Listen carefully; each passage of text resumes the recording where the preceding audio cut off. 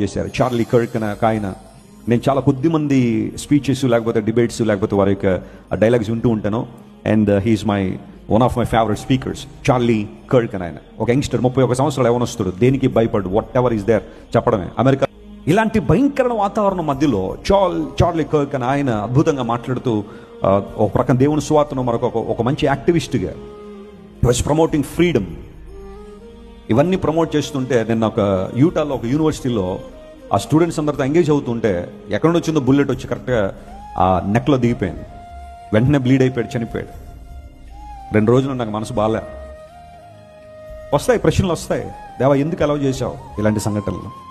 Such a wonderful resource, such a wonderful man of God, why did you allow this? Blessy Wesley గారు నేను మాట్లాడుకుంటా ఉంటే okay is in a safe place. ప్రభు దగ్గరికి అయితే ఆయన వెళ్ళిపోయాడు. అతని స్ఫూర్తిగా అనేక మంది అలాంటి ధైర్యాన్ని పొందుకుని ప్రభు సువార్త ప్రకటించేవారు లేచుదురుగాక. హల్లెలూయా. కొన్నిసార్లు దేవుడు ఇలాంటి సంఘటనలను ఒక అద్భుతమైన మలుపును తిప్పడానికి దేనికో దేవుడు వాడుకుంటాడు. ఆ సహోదరి మరియు చిన్నపిల్లలకి ఆదరణ కోసం మనం ప్రార్థన చేద్దాం. But still we have to pray for the peace of this world.